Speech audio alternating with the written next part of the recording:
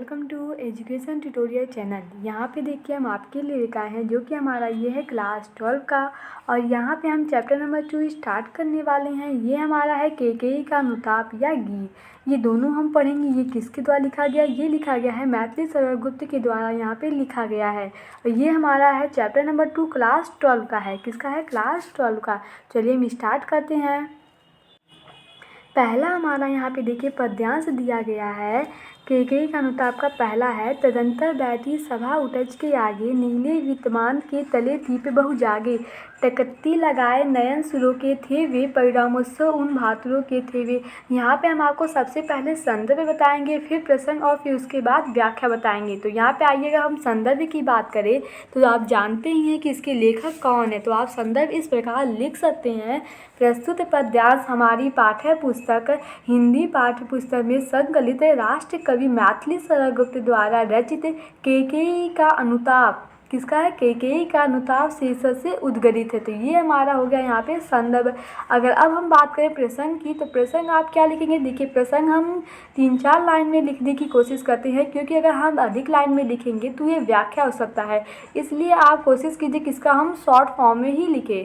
तो यहाँ पे अगर हम प्रसंग की बात करें तो इसका प्रसंग होगा, प्रस्तुत पद्यांश में पंचवटी की प्राकृतिक छटा का मनोहारी वर्णन किया गया है।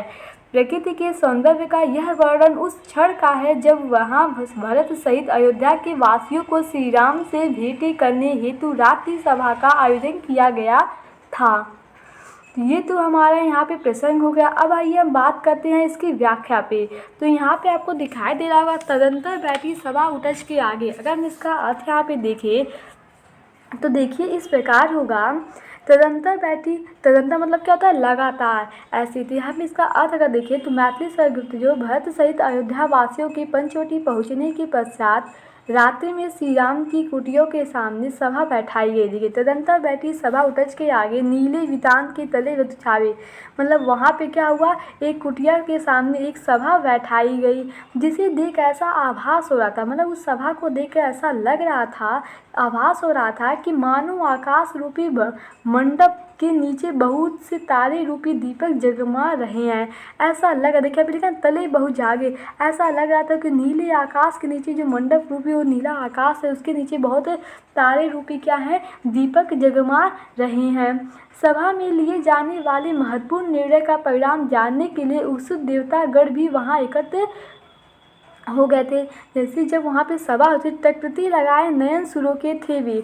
मतलब जब वहाँ पे सभा हो रही थी तो उसका परिणाम क्या निकलेगा, इसे जानने के लिए देवतागण जो भी थे वो वहाँ एकत्र नजरें गड़ाए बैठे हुए थे। सभी इस बात की लेकर भयभीत थे कि कहीं भरत के आगमन का श्री राम कुछ और ही अर्थ निकाल कर कोई कठोर निर्णय ना कर लें। मतलब उन्हें ऐसा लग रहा था कि कहीं भरत तो श्री राम के लिए लेकर आए थे अपने भाई से माफ़ी मांगने, फिर वहाँ अपने आश्रम अपने घर चलने के लिए, लेकिन सब सोच रहे थे कि कहीं श्री राम उनका गलत मतलब ना निकाल लें। तो वही यहाँ पे इसलिए इसे बताया गया। देखिए अभी परिणाम स्वरूप उन भातारुओं के थे उत्सुक करोचर कुंज वायु रह रहकर। अब आगे देखिए यहाँ पे क्या होता है कि वहाँ का प्राकृतिक सौंदर्य अनुपम था। खिले हुए रौंद पुष्पों से भरे हुए बगीचों से हर हर कर आने वाली मंद शीतल व सुगंधित पवन वहाँ उपस्थित लोगों को पुलकित कर रही थी। देखिए यहाँ पे लिखा ना, उत्फुल्ल करके कुंज वायु रह रहकर। वहाँ पे जो हवा थी वो क्या कर रही थी? उन्हें पुलकित कर रही थी। इतनी अच्छी अच्छी हवा वहाँ पे चल रही थी क्योंकि वो पेड़ के नीचे बैठे हुए थे। अब आगे देखिए यहाँ पे लिखा है, वह चंद्रलोक था वहाँ चांदनी जैसी, ऐसी मनोहर चांदनी छिटक रही थी जिसका अनंत मिलना दुर्लभ है। सभा जो था वो चंद्रलोक से प्रतीक हो रही थी। अलौकिक दृश्यों से परिपूर्ण उस शांत सभा में श्री राम ने सागर सदृश अति गंभीर स्वर में बोलना आरंभ किया। देखिए यहाँ पे लिखा, वह चंद्रलोक था वहाँ चांदनी वैसी। फिर आगे देखिए, प्रभु बोले गिर गंभीर निधे। मतलब जो श्री राम जब बोले तो वो गंभीर स्वर में बोलना आरंभ किए। अब यहाँ पे अगर हम बात करें तो ये तो हमारी यहाँ पे टोटल व्याख्या थी। अगर हम यहाँ पे काव्यगत सौंदर्य पूछे आपसे तो सबसे पहले अगर यहाँ पे हम देखें रस जो था वो रस कौन सा था? शांत रस था। कौन सा रस था? यहाँ पे शांत रस हमारा था। अगर हम अलंकार की बात करें तो कौन सा? उपमा अलंकार था। कौन सा अलंकार था? उपमा अलंकार था। अब भाषा तो आप जानते हैं कौन सी भाषा थी? खड़ी बोली भाषा। कैसी थे उनकी खड़ी बोली भाषा थी यहाँ पे, और गुड़ जो हमारा था वो प्रसाद था। अब देखिए यहाँ पे हम दूसरा पद्यांश लिए हैं। दूसरे पद्यांश में क्या कह रहा है कि हे भरतभद्र अब कहो अपिसित अपना, सब जगह सब सजग हो गए भंग हुआ जो सपना। मतलब पहले सबसे पहले हम आपको यहाँ पे अगर संदर्भ की बात करें तो संदर्भ वही रहने वाला है जो हम पहले वाले में बताए थे, क्योंकि संदर्भ बदलेगा यहाँ पे नहीं, तो आप वहाँ से संदर्भ लिख लीजिएगा। यहाँ पे सबसे पहले बात करते हैं प्रसंग की। इसका प्रसंग यहाँ पे क्या होगा, तो प्रसंग देखिए यहाँ पे क्या निकलेगा। प्रस्तुत पद्यांश में पंचवटी में आयोजित की गई राज्य सभा में श्री राम भरत से उनकी इच्छा पूछते हैं। जो श्री राम है वो भरत से उनकी इच्छा पूछते हैं कि तुम अब क्या चाहते हो। इस पर भरत अति व्याकुलता पूर्वक शब्दों में अपनी मनोदशा राम के समक्ष व्यक्त करते हैं। तो आइए जानते हैं व्याख्या के जरिए कि उन्होंने क्या बताया और श्री राम ने उनसे कैसे पूछा। देखिए लिखा है हे भरतभद्र, क्या लिखा है, हे भरतभद्र अब कहो अपिसित अपना। जब राम अपने अनुज भरत से कहते हैं कि अब तुम अपनी इच्छा व्यक्त करो, क्या कहते हैं कि तुम अपनी इच्छा अब व्यक्त करो, तो वहाँ उपस्थित सभी लोग वैसे सावधान हो जाते हैं जैसे स्वप्न टूटने पर कोई व्यक्ति। देखिए सब सजग हो जाते हैं, भंग हुआ जो सपना। वहाँ पे जो लोग थे वो ऐसे सावधान हो जाते हैं जैसे उनका कोई सपना टूट गया हो, वह एकदम शांत हो जाते हैं। अब देखिए हे आर्य रहा क्या भरत अभिषित अब भी। यहाँ पे का इसका अर्थ हम देखें तो यहाँ कहने का तात्पर्य यह है कि सभी लोग राम भरत संवाद को सुनने और उसका परिणाम जानने के लिए व्याकुल थे। सब लोग कहते हे यार यहाँ क्या राम अभिषित अब भी है, मिल गया कंठव्य राज्य उसे जब तब भी। तो मतलब वहाँ पे देखा जाए तो जो श्री राम थे वो जब उनसे कहते हैं भरत से कि तुम अपनी अब इच्छा व्यक्त करो, तो राम वहाँ पे श्री जो भरत है वो उनसे क्या कहते हैं तो इसे जानते हैं। तो लोग क्या थे, संवाद सुनने के लिए, जो उनके बीच जो वार्ता हो रही थी उसे सुनने के लिए, उसके परिणाम जानने के लिए व्याकुल थे। राम की बात सुनकर भरत कहते हैं कि हे आर्या, क्या कहते हैं, हे आर्या अब भला मेरी और क्या अभिलाषा शेष होगी। कहते हैं हे आर्या रहा क्या भरत अभिषित अब भी। क्या अभिलाषा मतलब होता है अभिषित मतलब, तो यहाँ पे क्या होगा, वो कहते हैं कि क्या अब भी मेरी कोई अभिलाषा शेष बची होगी जब मुझे अयोध्या एक छत्र राज्य और आपको वनवास मिल गया। कहते हैं कि मिल गया अखंड राज्य उसे जब तब भी, क्या जब जिसे मतलब आपको क्या होता है, अगर आपको हम ढेर सारे पैसे दे देंगे तो क्या आप दुखी रहेंगे, नहीं, आप तो बहुत खुश हो जाएंगे। ऐसे यहाँ भी भरत कहते हैं, लेकिन इनका मतलब गलत मत समझिएगा, इनका मतलब सही है। आप देखिए ये क्या कहते हैं, ये कहते हैं कि क्या मतलब मुझे इतना बड़ा अयोध्या जैसा राज्य मिल गया, क्या मेरी भी कोई अभिलाषा शेष बची होगी। ये वो खुद से कहते हैं। और आपको क्या मिला, आपको वनवास मिल गया है। तो फिर देखिए यहाँ पे क्या बात होती है उनके बीच, तनु तड़प तड़प तप्त साथ ने त्याग। कहते हैं पिताजी ने भी दुख में तड़प तड़प कर, पिताजी ने दुख में तड़प तड़प कर प्राण त्याग दिए। ऐसे में भला इस अभागे की और कौन सी चाह पूरी होनी शेष रही होगी। क्या कहते हैं, तप तड़प तड़प तप ने त्याग, कहाँ रहा अभिषित और तपावी अभागा। कहते हैं कि अब इस अभागे की और क्या इच्छा होगी कि मेरे ही पिता दुख में तड़प तड़प कर क्या कि अपने प्राण त्याग दिए। इस प्रकार भरत ने दुखपूर्वक शब्दों में राम के सम्मुख अपनी मनोदशा को व्यक्त कर दिया। उन्होंने क्या किया, राम के सम्मुख अपनी मनोदशा को व्यक्त किया। उन्हें राम लक्ष्मण और सीता का पेड़ के नीचे वन में निवास करना अत्यधिक कष्ट बहुत पहुँच रहा था। जो राम थे, सीता और लक्ष्मण यही तीनों आए थे। इन तीनों को उस वनवास में देखकर उन्हें क्या हुआ, बहुत दुखी हुआ। अब यहाँ पे अगर हम काव्यगत सौंदर्य की बात करें तो जो रस यहाँ पे कौन सा रस है, आप सब देख के ऐसा लग रहा होगा कि उनकी आंखों से आंसू निकल रहे हैं। साथ यहाँ पे कौन सा रस है, करुण रस है। अब यहाँ पे अगर हम अलंकार की बात करें तो अलंकार क्या है, अलंकार यहाँ पे उपमा अलंकार है। कौन सा है, उपमा अलंकार है। और गुड़ क्या है, गुड़ यहाँ पे प्रसाद है। अब देखिए हम तीसरे पद्यांश पे आते हैं और यहाँ पे क्या बताया गया, इसकी व्याख्या के जरिए आपको समझाते हैं। सबसे पहले अगर हम प्रसंग की बात करें, क्योंकि देखिए प्रसंग आपको पहले ही लिखना रहता है। प्रस्तुत पद्य में राम के पूछने पर भरत अपनी बातें उनसे सम्मुख रखते हुए अपनी माता कैकेयी के किए गए पश्चाताप व्यक्त करते हैं और स्वयं को अपनी ही नज़रों में उपेक्षित बताते हैं। यहाँ जो कैकेयी उनकी माता थी भरत की, तो उनके द्वारा जो कार्य किए गए थे वो उनसे बहुत दुखी थे और अपने नज़रों में वो खुद गिर जाती हैं, ये यहाँ पे व्यक्त करती हैं। तो आइए हम जानते हैं इसे व्याख्या के जरिए तो किस माध्यम से उन्होंने राम से अपनी व्याख्या, अपनी मतलब बात वहाँ पे रखी। तो स्टार्ट करते हैं। देखिए यहाँ पे पहला क्या है, आपको दिखाई दे रहा होगा, हाँ इसी आशय के हेतु जनन था मेरा, निज जननी ही के हाथ हनन था मेरा। अब कौन अभिषिप्त और आर्य वह किसका, संसार नष्ट है भ्रष्ट हुआ घर जिसका। आप सब अभी सर यही सुने होंगे कि एक माँ को क्या होता है, बच्चे धोखा देते हैं। तो यहाँ पे जो बताया गया है यहाँ पे ये उसका उल्टा है। मतलब एक माँ अपने बच्चे के लिए क्या करती है, उसके ही भाई को दुख देती है। तो आइए हम यहाँ पे स्टार्ट करते हैं। तो भरत अपनी माँ से बहुत घृणा व्यक्त करते हुए कहते हैं कि यहाँ पे देखिए कब मिलेगा, भरत अपने भाग्य को कोसते हुए राम से कहते हैं कि विधाता ने मुझे इसी अवसर हेतु जन्म देना था, अपनी ही माता के हाथों मेरा वध करने के लिए। कहते हैं भगवान से वो कहते हैं कि क्या यही विधाता जो है वो इसी के हाथों मेरा जन्म था, वो जिनका लड़का मतलब जैसे है माता के हाथों मेरा वध करने के लिए था। भला बताए आर्य उस व्यक्ति की क्या इच्छा शेष रही होगी जिसका घर संसार सब कुछ नष्ट हो गया हो। देखिए अभी कहती हैं, अब कौन सी अभिषिप्त है, कौन सी उसकी मनोकामना है, आर्य आप ही बताइए कि जिसका संसार घर सब क्या हो, नष्ट हो गया हो, उसकी अब कोई इच्छा तो शेष रही ही नहीं होगी।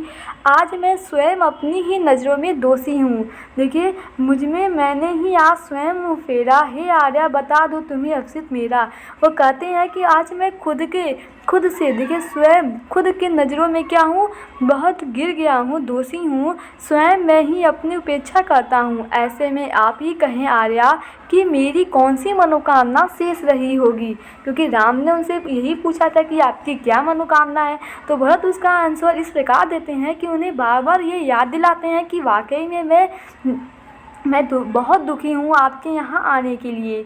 अब देखिए प्रभु ने भाई को पकड़ हृदय पर खींचा, और जो श्री राम थे उन्होंने जब उसे देखा मतलब दुख में, तो उन्हें क्या किया, वो उनसे गले लग दिया। आपको ये बातें सुनकर आपको बहुत मतलब उनका प्यार देखिए कितना बड़ा है कि भरत की विषाद पूर्वक बातें को सुनकर राम ने अपनी अनुज को हृदय से लगा लिया। प्रसन्नता के कारण उनकी आंखें भर आई, रोदन जल से सभी ने उन्हें फिर खींचा। मतलब उनका जो प्रसन्नता के कारण उनकी जो आंखें थी कि मतलब उन्हें ऐसा लगा कि मेरा भाई अब भी मुझसे मतलब कितना प्यार करता है। तो उनकी आंखें क्या हुई, भर आईं, और उन्होंने भावुक होकर भरत की प्रशंसा करते हुए कहा कि हृदय की गहराई को और कौन समझ सकता है। वो कहते हैं, कहा कि जिसे स्वयं जन्म देने वाली माँ ही ना समझ सकी, देखिए यहाँ पे लिखा है, उसके आशय की था मिलेगी किसको, जन का जननी ही जान न पाई जिसको। कहते हैं कि जिन्हें माँ ने जिसे जन्म दिया उसने नहीं उसके भावनाओं को नहीं समझ सका, तो भला उसके हृदय की गहराई को और कौन समझ सकता है। मतलब जो कैकेयी की माँ थी, जब वही अपने बच्चे की इच्छा नहीं समझ सकी, तो भला हम सब क्या उनकी इच्छा समझ सकते हैं। तो ये यहाँ पे इसका अर्थ निकलेगा। अब यहाँ पे अगर हम सीधे काव्यगत सौंदर्य की बात करें तो यहाँ पे काव्यगत सौंदर्य में क्या होगा, आप तो अगर हम पूछे आपसे रस, तो आप तुरंत बताएंगे कि रस यहाँ पे कड़ू रस है, क्योंकि यहाँ पे देखिए जहाँ रोने वोने की बात होती है वहाँ क्या होता है, वहाँ कड़ू रस होता है। और यहाँ पे अगर हम अलंकार की बात करें तो यहाँ पे हमारा अनुप्रास अलंकार है। कौन सा अलंकार है, यहाँ पे अनुप्रास अलंकार है। अब हम अगला पद्यांश देखते हैं। ये देखिए, ये जो हमारा पद्यांश है बहुत इंपॉर्टेंट है। आज सब इसे ध्यानपूर्वक देखिएगा, क्योंकि ये बहुत बार पूछा जा चुका है और हो सकता है यही सेम पद्यांश आपके पेपर में भी आ जाए। तो आइए हम स्टार्ट करें। सबसे पहले अगर हम यहाँ पे प्रसंग की बात करें तो देखिए प्रसंग आप लिख ही लेंगे, लेकिन यहाँ पे हम फिर भी आपको बता दे रहे हैं। प्रस्तुत पद्यांश में राम की बात सुनकर माता कैकेयी स्वयं को दोषी सिद्ध करती हुई उनसे अयोध्या लौटने की बात करती हैं। जब वह अपने मतलब ये राम की बात सुनकर वो देखती हैं, कहती हैं कि खुद में वो अपने आप को दोषी मानती हैं कि मैं कितना बड़ा कितनी बड़ी गलत काम किया, और वो कहती हैं राम से कि तुम अयोध्या चलने के लिए उनसे आग्रह करती हैं। तो आइए से हम व्याख्या के जरिए आपको बताती हैं। देखिए पहला अगर यहाँ पे देखिए क्या लिखा है, ये सच है तो अब लौट चलो तुम घर को, चौके सब सुनकर अटल कैकेयी स्वर में। मतलब उन्होंने सब लोग वहाँ पे चौंक गए, मतलब ऐसी बात सुनकर जिन्होंने खुद उनको भेजा है वनवास, वो खुद उनसे कह रही हैं कि तुम अब घर लौट चलो। ये बात सुनकर सबको क्या हुआ, आश्चर्य हो गए सब लोग। राम की इस बात को सुनकर भरत स्वयं उसकी माता भी न पहचान सकीं। कैकेयी कहती है कि यदि यह सच है तो अब तुम अपने घर लौट चलो, अर्थात मेरी उस मूर्खता को भूल कर तुम क्या करो, अपने घर अयोध्या चलो, जिसके परिणाम स्वरूप मैंने तुम्हारे लिए वनवास की मांग की थी। देखिए सब चौक सब सुनकर अटल कैकेयी स्वर सबकी रानी की ओर अचानक देखा। मतलब कैकेयी के मुख से दीर्घ स्वर में कही गई इस बात को सुनकर सब विस्मित रह गए। और अचानक मतलब विस्मित मतलब क्या हुआ, सब अचानक मतलब एक ऐसी बात उनके मुख से सुना तो उन्होंने बहुत, उनको ऐसा लगा कि जैसे कौन बोला, मतलब यहाँ पे अचानक देखा, अचानक उनकी ओर देखने लगे। क्या क्या उनकी ओर अचानक देखने लगे। अब आगे देखिए क्या है, वैद्यव तुषार विनता यथा विदुलेखा बैठी थी अचल तथापि असंख्य तरंगा विधाता विधवा रूप में श्वेत। क्या है, जैसे जो कैकेयी थी जब वो ये क्या थी, विधवा थी, विधवा रूप में श्वेत वस्त्र धारण कर, क्योंकि जो विधवा व्यक्ति होती हैं, जो विधवा होती हैं महिलाएं, वो क्या करती हैं, श्वेत वस्त्र धारण करती हैं। तो वही यहाँ पे लिखा गया है, वैधव तुषार विकता, श्वेत वस्त्र धारण करके वे ऐसी प्रतीक हो रही थी मानो कोहरे ने चांदनी को ढक लिया हो।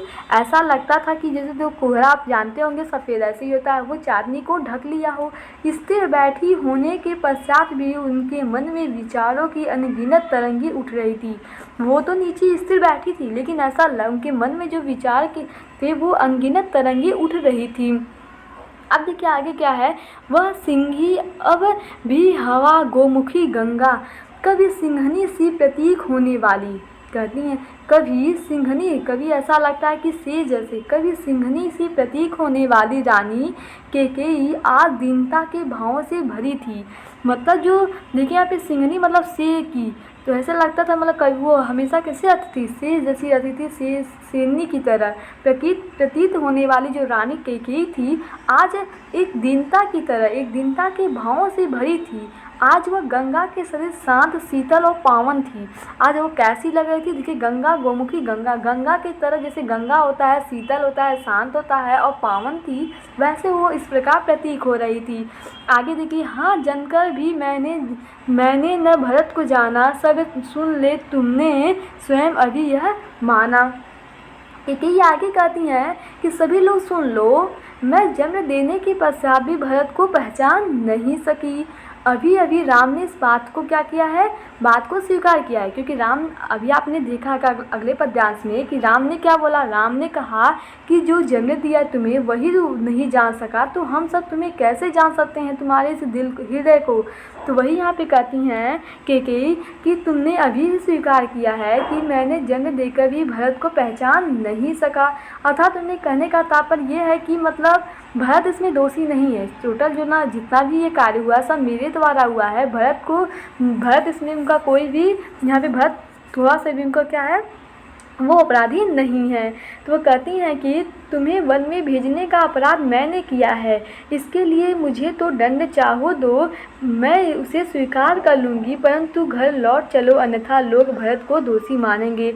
परंतु कहती हैं कि परंतु तुम क्या करो, घर लौट चलो। जैसे ये होता है कि अगर देखिए राम अगर नहीं गए होते, नहीं लौटे होते, वहीं रहते तो क्या होता, तो जो भरत थे तो लोग यही कहते कि ये अपने भाई को वनवास भेजकर इस पे राज कर रहा है। इसलिए वो कहती हैं कि तुम क्या करो, घर लौट चलो, वरना सब भरत को दोषी मानेंगे।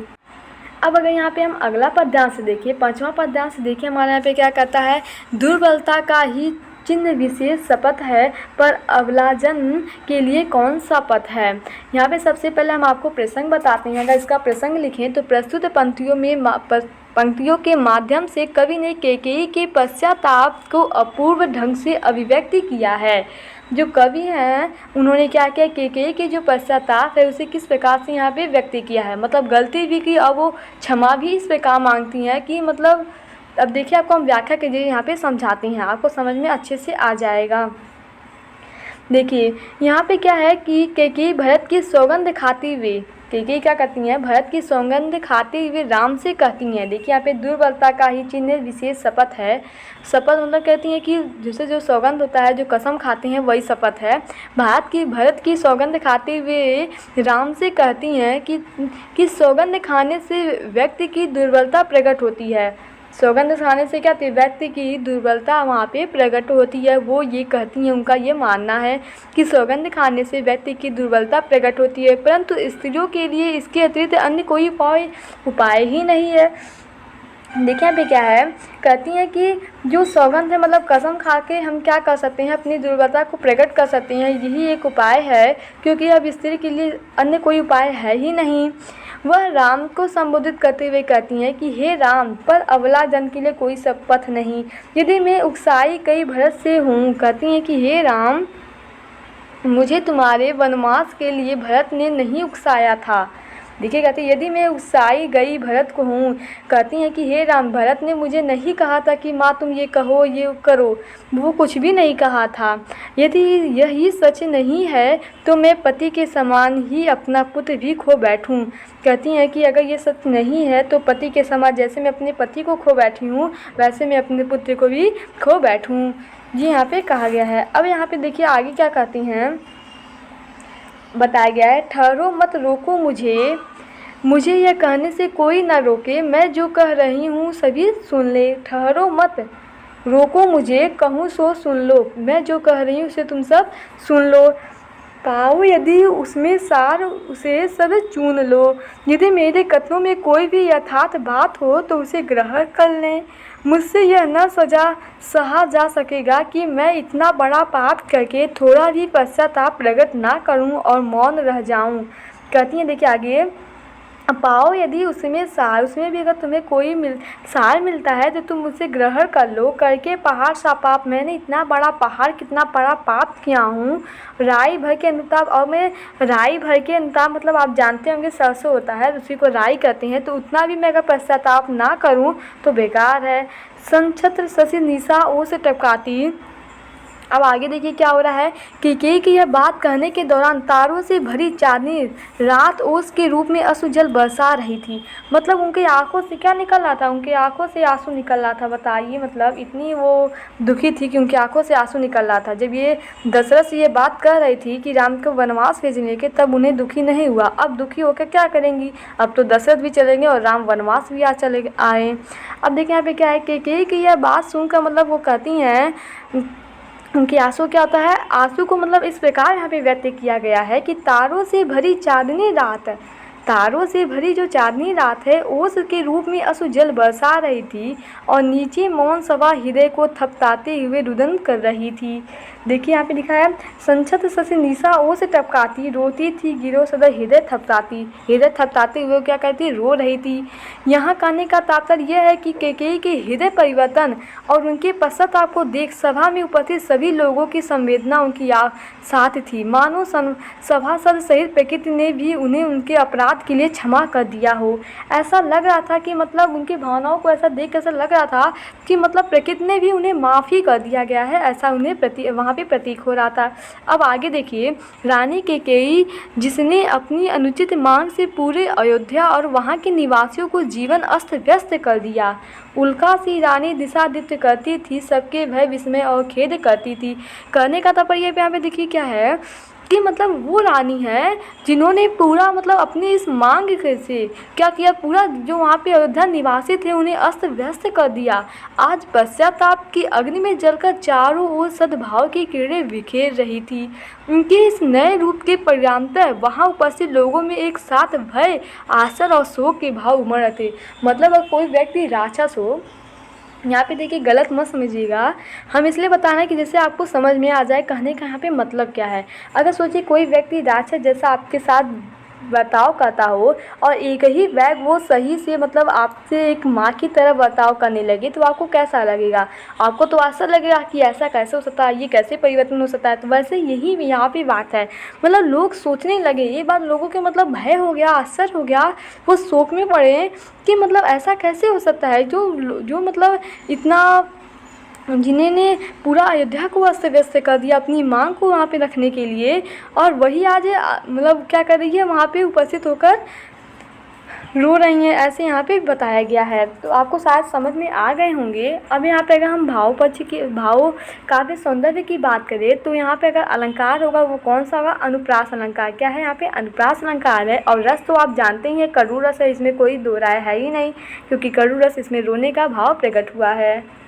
अगला हमारा देखिए, ये भी हमारा बहुत इंपॉर्टेंट है, आप सब इसे ध्यानपूर्वक देखिएगा। ये देखिए 2019 से फिर 9 4 ऐसे करके यहाँ पे पूछा गया है, तो हो सकता है आपके पेपर में भी ये आ सकता है। तो आइए हम यहाँ पे आपको बताते हैं। सबसे पहले यहाँ पे हम आपको प्रसंग बताएंगे, प्रस्तुत पद्यांश क्या होगा। यहाँ पे देखिए प्रसंग हम बता रहे हैं, आप सब इसे ध्यानपूर्वक देखिए, क्योंकि सुनने से ज़्यादा हमें अगर याद नहीं होता है, देखिए लिखने से हर चीज़ तो लिख नहीं सकते, हिंदी ऐसा है जो हम समझ सकते हैं अच्छे से। तो यहाँ पे बता रहे हैं आपको, प्रस्तुत पद्यांश में केकई राम को वनवास भेजने के लिए स्वयं को दोषी ठहराते हुए पश्चाताप कर रही हैं। उनकी पश्चाताप यहाँ पे हम आपको व्याख्या के जरिए बताते हैं कि वो कैसे राम से कह रही हैं कि तुम वनवास वनवास नहीं, अयोध्या लौट चलो। वनवास तो खुद आए हुए हैं। तो व्याख्या देखें यहाँ पे, क्या कर सकती थी मेरी मंथरा दासी, मेरा ही मन रह सका न निज विश्वासी। जल पंजर गत अब करे अधीर अभागे, वे ज्वलित भाव थे स्वयं मुझे में जागे। यहाँ पे हम आपको व्याख्या के जरिए बताते हैं एक एक लाइन। कैकेयी मंथरा को निर्दोष बताते हुए, कैकेयी क्या करती हैं? मंथरा को निर्दोष बताते हुए कहती हैं कि मंथरा तो एक साधारण सी दासी है। मंथरा क्या है? एक साधारण सी दासी है। देखिए यहाँ पे लिखा नंबर ही मंथरा दासी। मंथरा एक साधारण सी दासी है तो एक सादा सी वो क्या है? दासी है। वह भला मेरे मन को कैसे बदल सकती है? मेरा ही मन रह सका निज विश्वासी। वो कहती है कि मंथरा तो एक दासी है, वो मेरे मन को कैसे बदल सकती है? सच तो यह ही स्वयं मेरा मन ही अविश्वासी हो गया था। सच बात यह है कि मेरा मन ही क्या हो गया था? अविश्वासी हो गया था। मतलब उन्हें ऐसा लगा कि कहीं दशरथ की मृत्यु होती है, उसके बाद कहीं राम को वहाँ का शासक ना बना दिया जाए, तो इसलिए उन्हें थोड़ा डर लगा कि राम अगर वहाँ के राजा बन जाते हैं तो भरत का क्या होगा। इसलिए वो भरत की इच्छा के लिए, मतलब भरत के लिए उन्होंने ऐसा कदम उठाया। तो वही यहाँ पे कहती हैं कि मंथरा जो थी दासी, वो उसका क्या औकात है मेरे सामने। तो सच तो बात यही है कि मेरा मन ही क्या था? अविश्वासी हो गया था राम के प्रति। अब देखिए, जल पंचर गत अब अरे अधीर अभागे, वे ज्वलित भाव थे स्वयं मुझे में जागे। अपने मन को अधीर और अभागा मानते हुए कैकेयी अपने अंतर्गत को कहती हैं कि मेरे शरीर में स्थित है मन, ईर्ष्या द्वेष से परिपूर्ण वे ज्वलन भाव स्वयं मुझ में ही जागे थे। ये कोई और नहीं जगाया था, ये अंदर सब मेरे अंदर ही स्वयं से आए थे। आगे का यहाँ पे देखिए क्या है? आगे है, पर था केवल क्या ज्वलित भाव ही मन में, क्या शेष बचा कुछ न और जन्मे, कुछ मूल्य नहीं वात्सल्य मात्र क्या तेरा। कहते हैं तत्पश्चात वह अगले ही क्षण सभा को संबोधित करते हुए प्रश्न पूछती हैं कि क्या मेरे मन में केवल आग लगाने वाले भाव ही थे? क्या मुझ में और कुछ भी शेष न था? क्या मेरे मन के वात्सल्य भाव अर्थात पुत्र स्नेह का कुछ भी मूल्य नहीं? वो कहती हैं कि मेरे मन में क्या यही सिर्फ भाव थे आग लगाने वाले, और कोई भाव था ही नहीं, मतलब प्यार का कोई भाव था ही नहीं बच्चे से। फिर देखिए क्या है, पर आज अन्य सा हुआ बस ही मेरा। कहते हैं किंतु हाय आज स्वयं मेरा पुत्र ही मुझसे पराये की तरह व्यवहार कर रहा है। देखिए, पर आज अन्य सा वश ही मेरा, थूके मुझ में, देखिए यहाँ पे क्या है, थूके मुझ पर तैलों के भले ही थूके। कहती हैं, वो क्या कहती हैं कि आज मेरा ही बेटा मेरे खिलाफ हो गया है। अपने कर्मों पर पछताते हुए कैकेयी आगे कहती हैं कि तीनों लोग अर्थात धरती आकाश और पाताल, देखिए तीनों लोग यहाँ पे तैलोक है ना, आप समझते होंगे धरती आकाश और पाताल, मुझे क्यों ना धिक्कारे। मतलब ये बेटा भी अपने मन को क्या कर रहा है, उससे मतलब खिन्न हो चुका है, दुखी हो गया है अपनी माँ से। तो वही यहाँ पे कहती हैं, जब मेरा बेटा ही मेरा साथ नहीं दे रहा है तो बताइए धरती आकाश और पाताल के लोग मुझ पे क्या धिक्कारेंगे ही ना। मेरे विरुद्ध जिसके मन में जो आए वह क्यों ना कहे। किंतु हे राम, मैं तुमसे दीन स्वर में बस इतनी ही विनती करती हूँ कि मेरा मातृपद अर्थात भरत को पुत्र कहने का मेरा अधिकार मुझसे न छीना जाए। वह कहती हैं, छीने ना मातृपद किंतु भरत का मुझसे, हे राम दुआई करी और क्या तुझसे। मतलब वो उससे दुआ करती हैं राम से कि मेरा भरत पुत्र छीनने का ये अधिकार मुझसे ना छीना जाए। अब काव्यगत सौंदर्य में देखिए यहाँ पे क्या है, रस क्या है, करुण रस है, और अलंकार यहाँ पे अनुप्रास अलंकार है। आगे यहाँ पे अगर हम 7वां पद्यांश देखें, इसमें क्या है, सबसे पहले आपको हम यहाँ पे प्रसंग बताते हैं। तो प्रसंग प्रस्तुत पद्यांश में उसका क्या हो जाएगा, यहाँ पे प्रस्तुत पद्यांश में केकेयी स्वयं को धिक्कारते हुए भरत के हृदय को न समझ पाने की असमर्थता को व्यक्त करती हैं। मतलब वो स्वयं को धिक्कार रही हैं कि मैं भरत के हृदय को ही ना समझ सकूँ, जबकि ये मेरा ही बेटा था। तो आइए इसे व्याख्या के जरिए आपको बताते हैं। तो देखिए यहाँ पे पहला क्या है, कहते आते थे यही सभी नरदेही, क्या है, कहते आते थे यही सभी नरदेही, माता न कुमाता पुत्र कुपुत्र भले ही हो। मतलब आप जानते होंगे कि लोग ये कहते हैं कि माता कभी कुमाता नहीं बन सकती, पुत्र भले ही कुपुत्र बन जाए। मतलब पुत्र भले ही एक दुष्ट बेटा मतलब बन सकता है, लेकिन माता कभी एक दुष्ट नहीं हो सकती। लेकिन आज तो उल्टा हुआ, आज तो एक माता मतलब एक माता जो है वो गलत हो गई, एक बेटा सही हो गया। तो आइए हम यहाँ पे बताते हैं आपको इसकी व्याख्या के जरिए। आत्मग्लानि में दुखी में आत्मग्लानि में डूबी हुई केकेयी कहती हैं कि अभी तक तो मानव जाति में यही कहावत थी। कहते हुए आगे वो क्या कहती हैं कि अभी तक मानव में क्या हुआ था, यही लोग कह रहे थे कि मानव जाति में यही कहावत प्रचलित थी कि पुत्र कुपुत्र भले ही हो जाए। क्या कहते थे कि पुत्र जो है वो कुपुत्र भले ही हो जाए, लेकिन कभी माता कुमाता नहीं बन सकती। अर्थात अगर इसका मतलब देखा जाए तो पुत्र माता के प्रति अपने कर्तव्यों को पूरा करने में चाहे कितनी भी लापरवाही क्यों ना दिखाए, उनके प्रति कितना भी अपराध क्यों ना करे, माता उसे क्षमा करके उसके प्रति अपना उत्तरदायित्व सदा निभाती ही रहती हैं। आपके साथ भी ऐसा हुआ होगा, आप अपनी माता को चाहे जितना भी वो आपको कुछ बोली होंगी तो आप डांट देते होंगे, उन्हें बुरा भला कर देते होंगे, लेकिन अगर बाद में आप आते हैं घर पे तो सबसे पहले आपकी माँ ही आपसे पूछती है कि बेटा खाना खाया है, कुछ भी होता है तो आपकी माँ ही सबसे पहले आपके पास आती है। भले ही आपको लगता होगा कि मतलब सब लोग गलत हैं ऐसे, तो आप भले अपनी माँ को कभी डांट देते होंगे, क्या आपकी माँ कभी आपको नहीं डांटती हो, डांटती भी होगी तो आपकी गलती पर है, और वैसे तो आपको कभी नहीं डांटेंगी। तो आइए यहाँ पे हम देखते हैं, अब वो कहती हैं आगे, देखिए यहाँ पे लिखा है, अब कहे सभी यह हाय, किंतु अब तो सभी लोग यह कहेंगे कि विधाता के बनाए नियमों के विरुद्ध यहाँ पुत्र तो पुत्र ही है, माता ही कुमाता हो गई। देखिए लिखा है, अब कहे सभी हाय विरुद्ध विधाता, हे पुत्र पुत्र ही है, रहे कुमाता माता। अब तो सब यही कहेंगे कि विधाता को विरुद्ध जाके विलोमतः जाते ये सब यही कहेंगे कि माता तो कुमाता बन गए, लेकिन पुत्र तो पुत्र ही रह गया। बस मैंने इतना इसका बाह मात्र ही देखा। वो कहती हैं आगे कि कई अपने दोस्त गिनाते हुए आगे कहती हैं कि मैंने अपने पुत्र का केवल बाहरी रूप ही देखा। उन्होंने क्या देखा कि बाहरी रूप उनके अंदर को वो नहीं समझ सकी। उन्होंने क्या कहा कि मैं अपने बेटे के बाहरी रूप को ही जाना, उसके दृढ़ हृदय को मैं ना समझ सकी। मेरी दृष्टि बस इसके कोमल शरीर तक गई, उसके पारमार्थिक स्वरूप को मैं अब तक ना देख सकी।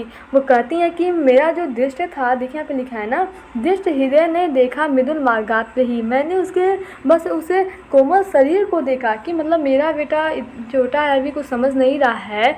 तो उन्होंने कहा कि ये कुछ कर नहीं सकता है, मतलब ये तो झगड़ा लड़ाई तो कर नहीं पाएगा, इसलिए उन्होंने सोचा कि सब लोग इसे कि अलग ना कर दे, इसे निकाल ना दे राम। तो उनको ऐसा लगा, इसलिए तो वो मतलब कहती हैं वहाँ कि राम भरत को वहाँ का राजा बना दे। इसलिए तो वो यही ना इसलिए कही थी ना कि उनका बेटा क्या हो वहाँ का राजा बन जाए। तो वही कहते हैं कि मैंने भरत को जान ही नहीं पाया, मैंने बस उसके कोमल शरीर तक देखा, गई उसके पारमार्थिक स्वरूप में अब तक ना देख सकी। इन्हीं कारणों में आज मैं इन समस्याओं से घिरी हूँ। यही कारण लगा मैं भरत को बहुत पहले से जान सकती कि भरत इस प्रकार का नहीं है, उसके अंदर कोई लालच नहीं है, वो अपने भाइयों का सम्मान करता है, तो आज मेरे साथ मैं ऐसा अपराध नहीं करती। वो ये कहती हैं। आगे देखा जाए, अब तो युगों युगों तक मैं दुष्ट माता के रूप में जानी जाऊंगी। मतलब वो कहती हैं कि अब तक जो भी मुझे पढ़ेगा, जैसे मतलब अब आप भी इसे पढ़ रहे हैं तो आप यही अपने दिमाग में सोच रहे होंगे कि कितनी गलत थी कैकेयी, अपने बेटे को मतलब खुद राम को इतना बड़ा दुख दिया। आपको यही लग रहा होगा। तो वहीं यहाँ पे कहती हैं कि अब युगों युगों तक मुझे दुष्ट माता के रूप में जाना जाऊंगी मैं। मुझे याद कर लोग कहेंगे कि गुरुकुल रघुकुल में एक अभागिनी रानी थी जिसे स्वयं उसके पुत्र ने त्याग दिया। मतलब वो कह रही हैं कि देखिए पे वो कहती हैं कि मुझे लोग क्या करेंगे, मुझे लोग एक दुष्ट माता की तरह जानेंगे और ये कहेंगे कि उनके पुत्र ने उन्हें स्वयं त्याग दिया। इस प्रकार से उन्हें संबोधित करेंगे। देखिए, जो हम आपको व्याख्या करके बताए हैं उसका पाठ यहाँ पे है। रघुकुल में थी वो अभागिनी, मतलब उन्हें उस रघुकुल में यही जाना जाएगा कि वो एक क्या थी, अभागिनी रानी थी और अपने बेटे द्वारा उनको त्याग दिया गया था। अब देखिए यहाँ पे 8वां पद्यांश क्या कहता है कि निज जन्म जन्म में सुने जीव है मेरा, धिक्कार उसे था यह महास्वार्थ ने घेरा। 100 बार धन्य वह लाल की माई, जिस जननी ने है जना भरत सा भाई। पागल सी प्रभु के साथ सभा चिल्लाई, 100 बार धन्य है वह एक लाल की माई। हाँ, लाल उसे भी आज गमाया मैंने, विकराल कुशय भी यहाँ कमाया मैंने। तो आइए हम इसे सबसे पहले आपको प्रसंग बताते हैं। यहाँ पे देखिए ये बहुत इंपॉर्टेंट है। अब मैंने आपसे पहले ही कहा है इसे एक पद्यांश जरूर आपके पेपर में पूछा जाएगा। तो यहाँ पे देखिए प्रसंग की बात करें अगर हम यहाँ पे, कैकेयी द्वारा पश्चाताप व्यक्त करने पर राम सहित उपस्थित सभाजनों ने उन्हें भरत जैसे पुत्र की माता होने पे धन्य कहा है। मतलब कि भले जो कैकेयी थी वो गलत हो, लेकिन उनका जो लड़का है, उनका जो पुत्र है भरत, उसके इस कार्य को देखकर लोग कहा कि धन्य है ऐसी माता जिसका पुत्र मतलब ऐसा है। तो आइए से हम व्याख्या के जरिए आपको बताते हैं कि वो किस प्रकार से यहाँ पे उन्होंने उनको संबोधित किया गया है। निज जन्म जन्म से में सुने जीव यह मेरा, कैकेयी पश्चाताप व्यक्त करते हुए कह रही हैं कि जब तो जन्म जन्मांतर तक मेरी आत्मा यह सुनने के लिए विवश होगी। कहते हैं देखिए, निज जन्म जन्म में सुने यह जीव मेरा, धिक्कार उसे था महास्वार्थ ने घेरा। उनकी आत्मा ये सुनने के लिए विवश होगी कि अयोध्या की रानी कैकेयी को महास्वार्थ ने घेर कर ऐसा अनुचित कर्म कराया कि उसने धर्म के मार्ग का त्याग कर अधर्म के मार्ग का अनुसरण किया। उसे था महास्वार्थ ने घेरा, 100 बार धन्य। सबसे पहले यहाँ पे इसका इन दोनों का अर्थ क्या निकलता है? इन दोनों का अर्थ यही निकल रहा है कि मतलब वो कहना चाह रही हैं कि मुझे लोगों के द्वारा यह करके पुकारा जाएगा कि एक अयोध्या की रानी कैकेयी को महास्वार्थ ने घेरा, जिससे वो क्या कि अधर्म का मार्ग अपना लिया, धर्म का मार्ग छोड़कर। अब देखिए, 100 बार धन्य है वह लाल की माई। कैकेयी की इन बातों को सुनकर राम सहित सभासदों ने एक स्वर में कहा, वहाँ के राम जो वहाँ पे जो लोग बैठे थे उन्होंने एक स्वर में कहा कि भरत जैसे महान पुत्र रत्न को जन्म देने वाली माता, क्या कहते हैं, भरत जैसे महान पुत्र को जन्म देने वाली माता 100 बार धन्य हो। क्या है? 100 बार धन्य हो। अतः यहाँ सभी लोग द्वारा एक मत से कैकेयी को निर्दोष कहा गया है, जिस जननी ने है जन्म दिया भरत को भरत सा भाई। अब आगे का देखिए, पागल सी प्रभु के साथ सभा चिल्लाई। सभा की मतलब सभाओं की बात को सुनकर कैकेयी ने प्रतिक्रिया व्यक्त करते हुए उनकी बात दोहराई और कहा, हाँ, मैं उसी पुत्र की अभागिनी माता हूँ। क्या कहती हैं? 100 बार धन्य है लाल की माँ। फिर कहती हैं, हाँ, लाल उसे भी आज गंवाया मैंने, विकराल युवस यह कम समाया। तो इसका अर्थ यहाँ पे ये निकल गया। वो कहती हैं कि हाँ, मैं उसी पुत्र का की क्या हूँ, माई हूँ। हाँ, मैं उसी पुत्र की अभागिनी माता हूँ जिसे आज मैंने खो दिया है। वह पुत्र भी अब मेरा नहीं रहा, उसने मुझे माता मानने से इनकार कर दिया है। जो भरत है वह अपनी माता को मानने से इनकार कर दिए हैं कि ऐसी मेरी माँ कैसे हो सकती है कि इन्होंने इतना मतलब मेरे ही भाई को इतना बड़ा दुख दिया इस वनवास में भेज कर। तो वही कहती हैं कि हाँ, भले ही मैं भरत की माता हूँ, लोग मुझे जानेंगे कि इतना अच्छा भरत है, उसकी माता ऐसे कैसे हो सकती हैं, लेकिन आज वही लड़का, आज वही भरत मुझे क्या किया, माता मानने से इनकार कर दिया है। मैंने हर प्रकार से अवसर की कामना कमाया है और स्वयं को कलंकित भी कर लिया है। अगर यहाँ पे देखा जाए काव्य का सौंदर्य क्या होगा तो करुण रस होगा, और जो यहाँ पे अलंकार है वो अनुप्रास अलंकार होगा, गुण प्रसाद होगा। आगे हम अगले पद्यांश की बात करते हैं। सबसे पहले हम आपको यहाँ पे प्रसंग बताते हैं। इसका प्रसंग क्या होगा कि प्रस्तुत पद्यांश में कैकेयी राम के समक्ष अपनी एवं भरत की दीन दशा का वर्णन कर रही हैं। राम के समक्ष वह अपनी और भरत की दीन दशा के बारे में उन्होंने बताया है। तो आइए जानते हैं। सबसे पहले यहाँ पे हम व्याख्या के जरिए आपको बताने वाले हैं। व्याख्या के जरिए आप क्या जानेंगे, देखिए, निज स्वर्ग उसी पर वार किया था मैंने, हर तुम तक के अधिकार लिया था मैंने। तत्पश्चात की अग्नि में जलती हुई कैकेयी कहती हैं, अग्नि में जलती हुई कैकेयी राम से कहती हैं कि मैंने अपने उस पुत्र पर अपना स्वर्ग सुख भी न्यौछावर कर दिया था। देखिए, स्वर्ग उसी पर वार किया था मैंने, हर तुम तक के अधिकार लिया था मैंने। वो कहती है मैंने अपने उस पुत्र पर अपना स्वर्ग सुख भी न्यौछावर कर दिया था। मतलब उन्हें ऐसा लगा कि मेरा बेटा अगर राजा बन जाएगा तो मैं तो वहाँ की रानी, मतलब वो राजा हो जाएगा तो मैं उसकी माता हूँ, तो मेरा जो बुढ़ापा जो टोटल होगा वो क्या होगा, वो स्वर्ग के समान होगा। तो वही कहती हैं यहाँ पे कि मैं अपने पुत्र पर अपना स्वर्ग सुख भी न्यौछावर कर दिया था और उसी के कारण मैंने तुम्हारा अधिकार भी तुमसे छीन लिया था।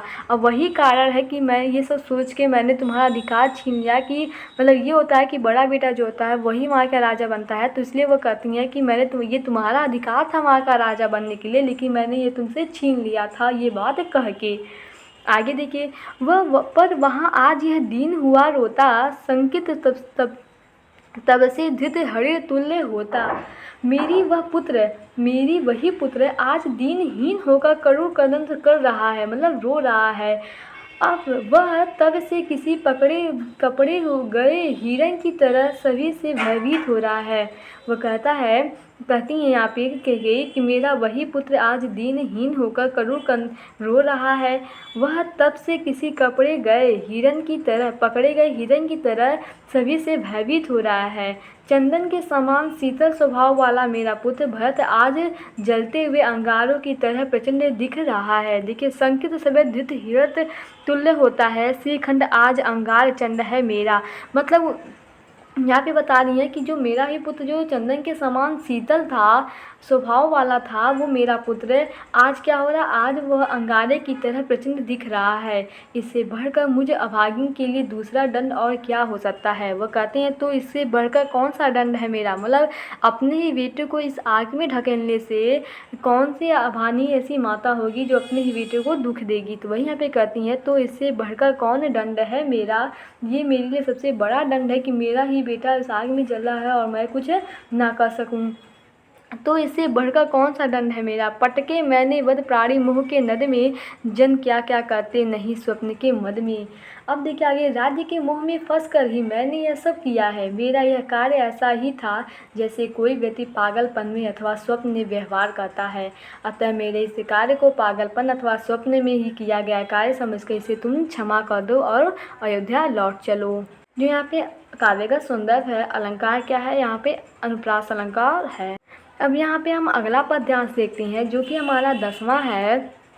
सबसे पहले हम आपको यहाँ पे प्रसंग बताते हैं। इसका प्रसंग क्या होगा, प्रस्तुत पद्यांश में कैकेयी स्वयं पर पश्चाताप प्रकट करते हुए राम को घर लौट चलने के लिए कह रही हैं। वो स्वयं से पश्चाताप भी कर रही हैं और राम से कहती हैं कि राम अब तुम घर लौट चलो।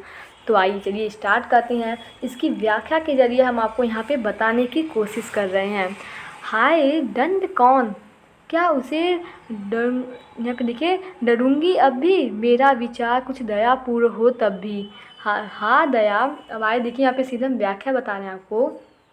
कैकेयी राम के समक्ष अपनी पीड़ा व्यक्त करते हुए कहती हैं कि मेरे घोर अपराध हेतु जो भी दंड मुझे दिया जाएगा वह कम ही होगा। कहती हैं कि जो दंड मुझे दिया जाएगा वो क्या होगा, वो बहुत कम होगा। मेरे इस कार्य से मेरा दीनतापूर्वक याचना के स्वर को सुनकर यह न समझ जाए कि मैं दंड भोगने से भाग रही हूँ। मतलब मेरी यह बात सुनकर आप ये मत समझना कि मैं दंड भोगने से क्या कर रही हूँ, भाग रही हूँ अथवा मुझे दंड स्वीकार नहीं। अपूर्व वस्तुतः आज दया घृणा करुणा सबने अपने अर्थ खो दिए हैं। अर्थात देखिए यहाँ पे क्या लिखा है, वो दया हंत व घृणा अहक व करुणा, दया और घृणा सभी क्या है यहाँ पे अर्थ खो दिए हैं। अब देखिए आगे कहती हैं कि वैतरणी सी है आज जाह्नवी करुणा। आज गंगा और करुणा जैसी पावन नदियाँ भी मेरे लिए नरक की भांति अति दूषित नदी वैतरणी बन गई हैं। क्या कहती हैं, जो गंगा जैसा पावन नदी है वो मेरे लिए क्या है, एक दूसरी नदी वैतरणी बन गई है। अब आगे यहाँ पे देखिए क्या कहती हैं, सह कहती हूँ चीर नरक सुनो सुविचारी, पर मुझे स्वर्ग की दया दंड से भारी। कहती हैं कि मैं सभी सज्जन व प्रबुद्ध लोगों से कहती हूँ कि मैं लंबी अवधि तक नरक का दुख भोग सकती हूँ। मतलब कहती है कि मैं लंबे लंबे समय तक नरक, देखिए मैंने लिखा है नरक मतलब आप जानते ही होंगे, नरक जो मतलब नरक होता है वही का दुख भोग सह सकती हूँ, किंतु स्वर्ग पाने की याचना का भार मुझसे नहीं सहा जाएगा, क्योंकि वह नरक की पीड़ा से कहीं बढ़कर है। कहती हैं कि स्वर्ग, यहाँ पे देखिए उनके लिए वो कहती हैं, अपने लिए मानती हैं, मतलब जैसे लोग होते हैं उनके लिए सोचते हैं कि मैं स्वर्ग में जाऊँ मरने के बाद, तो वो कहती हैं कि नहीं, मतलब मेरे लिए जो स्वर्ग का पीड़ा है ये मुझसे नहीं सहा जाएगा, मैंने इतने पाप किए हैं, इसके लिए मुझे क्या होना चाहिए, मुझे दंड देना चाहिए। अब देखिए आगे क्या है, लेकर अपना यह कुलसित कठोर कलेजा मैंने इसके लिए तुम्हें वन भेजा। कैकेयी आगे कहती हैं कि हे राम, मैंने जिसके लिए अपना हृदय को वज्र का सा कठोर बनाकर, मतलब वो अपने बेटे के लिए क्या किया, अपने ही हृदय को वज्र सा कठोर बना दिया और क्या किया, तुम्हें वनवास भेज दिया। तो वही कहती हैं कि मैंने जिसके लिए अपना यहाँ पे क्या किया, अपने हृदय को वज्र सा कठोर बनाकर तुम्हें वन में भेजा था, आज उसी के हिताश के लिए, आज उसी के लिए मैं तुमसे क्या कह रही हूँ कि तुम वन से लौट चलो और अयोध्या चलो। कहती हैं कि देखिए बहुत कुछ कहना चाहो भी तो मेरी कही गई बातों को भला कौन विश्वास करेगा। कहती हैं यहाँ पे देखिए क्या लिखा है, सबसे पहले हमको बता दें कि वो मतलब भरत के लिए ही क्या की थी, राम को वनवास भेजा था। आज भरत जब इतना दुखी है, इस दुखी को उनसे देखा नहीं जा रहा है, तो वो खुद के बेटे के लिए आई हैं भरत से ये कहने के लिए, देखिए कि अपने हृदय को वज्र सा कठोर बनाकर तुम्हें वन में भेजा था, आज उसी के हिताश तुम रूठना छोड़ दो और घर लौट चलो। मैं इसके अतिरिक्त भी कुछ कहना चाहूँ तो मेरी कही गई बातों को भला कौन विश्वास करेगा। कहीं वो कह रही हैं कि मैं इससे अतिरिक्त अगर कुछ कहना चाहूँ तो मेरी बातों को कौन भला मानेगा, सब यही सोचेंगे कि झूठ बोल रही है, बस अब भरत के लिए ये काम कर रही हैं। तो ये बात देखिए ये खुद बोल दी कि मैं भरत के लिए ही क्या की थी, तुम्हें वन में भेजा था, आज भरत के ही हित के लिए मैं तुमसे वन से लौट जाने की बात कर रही हूँ। ये यहाँ पे इसका व्याख्या होगा। अब आगे यहाँ पे अगला पद्यांश देखते हैं जो कि हमारा 11वें वाला पद्यांश है। सबसे पहले यहाँ पे हम आपको अगर प्रसंग की बात करें तो यहाँ पे देखिए इसका प्रसंग क्या होगा, कैकेयी स्वयं पर दोषारोपण करते हुए राम से अयोध्या लौट चलने के लिए विनती करती हैं। क्या करती हैं, उनसे विनती करती हैं कि आप क्या कीजिए, अयोध्या लौट चलिए। तो आइए हम इसे आपको बताते हैं व्याख्या के जरिए। यहाँ पे एक एक लाइन का हम व्याख्या करके आपको बताने वाले हैं।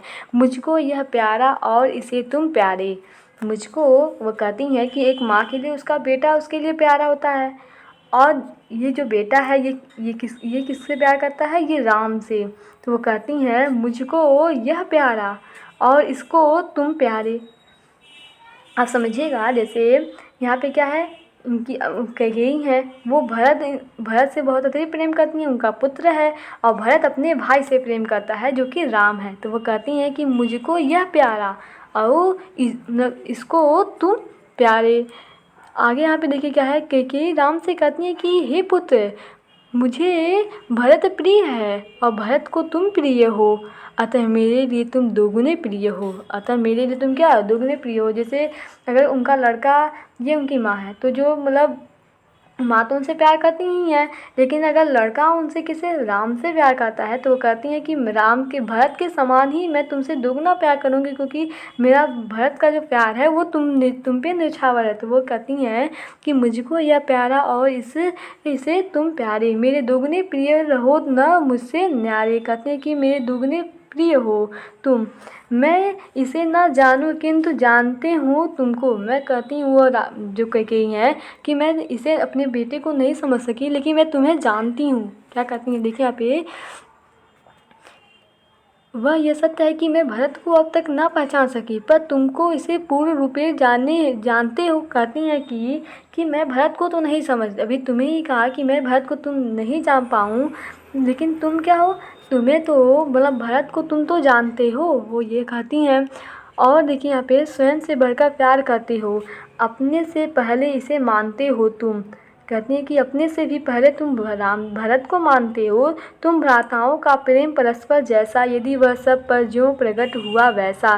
कहते तुम लोग का जो भाई है वो क्या है, जो प्रेम है बढ़कर वो है। अब देखिए यहाँ पे सीधे हम बात करते हैं इसकी, तो पाप दोष पर पूरे दोष है मेरा, मैं रहूं पंकिला पद्य कोश है मेरा।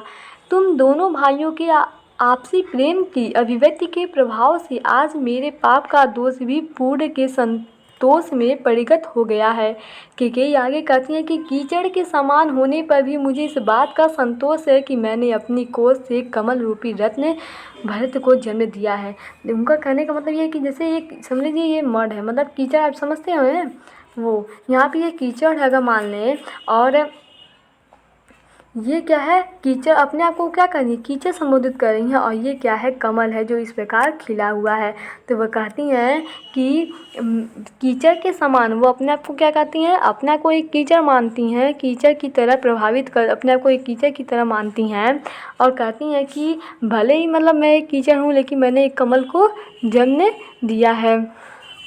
अब देखिए यहाँ पे लिखा है कि बात का संतोष, मैंने अपनी कोश से एक कमल रूपी रत्न भरत को जन्म दिया है। भविष्य में ज्ञानी लोग तुम दोनों भाइयों के प्रेम को तरह तरह से प्रमाणित करेंगे। देखिए आगत ज्ञानीजन उच्च भाले ले लेकर, मतलब तुम दोनों के बारे में भविष्य में जो ज्ञानी है वो तरह तरह से जिस भाव को व्यक्त करेंगे उसे श्रेष्ठ सिद्ध करेंगे, और ऐसा होना भी चाहिए, वाकई में ये सही बात है। किंतु यह विवश माँ के लिए इन तर्क वितर्कों का भला क्या महत्व है, समझाओ तुमको अतुल युक्तियाँ देकर, मेरे तो एक अधीर हृदय है बेटा, उसे फिर तुमको आज भुजा भर बेटा। कहती हैं कि माँ ने इस तर्क वितर्कों का भला क्या उन्हें महत्व है, इस धैर्यहीन माँ की तो बस एक ही इच्छा है कि अब तुम दोनों पुत्रों को सदा अपनी आंखों के सम्मुख देखे। वो कहती है कि मेरा बस एक ही इच्छा है, इस माँ के लिए बस एक ही इच्छा है कि मैं अपने दोनों बेटों को अपने आंखों के सामने उन्हें सम्मुख देखें, अपने से कभी दूर न होने दें। आज यहाँ पे देखिए, आज इस माँ का अधीर हृदय तुम्हें अपनी बाहें फैलाकर तुमसे विनती कर रहा है कि अयोध्या लौट चलो। वह कहती है कि आज ये माँ का जो हृदय है वो तुमसे बाहें फैलाकर ये कह रहा है कि तुम अयोध्या लौट चलो राम से, वो कहती हैं। देखिए ये पद्यांश यहीं तक खत्म होता है और इसका व्याख्या यही हो गया। अगर मैं अब काव्यगत सौंदर्य की बात करें तो रस हमारा वात्सल्य रस है, और जो हमारा अलंकार है वो क्या है, अनुप्रास अलंकार है। यहाँ पे अगर जो बात करें हम गुण का, तो वो गुण क्या है, प्रसाद गुण है। तो ये यहाँ पे काव्यगत सौंदर्य थे। आई होप आपको यहाँ पे जो भी हम पद्यांश बताए हैं 11, वो टोटल यहाँ पे आपको समझ में आए होंगे। भले यहाँ पे समय आपके लिए अधिक लगा हुआ है, लेकिन यहाँ पे जो भी पद्यांश है वो हम आपको एक बहुत अच्छी तरीके से समझाए हैं। अगर आपको कोई भी पद्यांश यहाँ पे परेशानी हो रही हो, नहीं समझ में आया होगा, तो आप कमेंट बॉक्स में कमेंट कर दीजिएगा, जिससे मैं आपको एक अगले वीडियो में उसे और विस्तारपूर्वक बता दूंगी। Thank you watching my this video.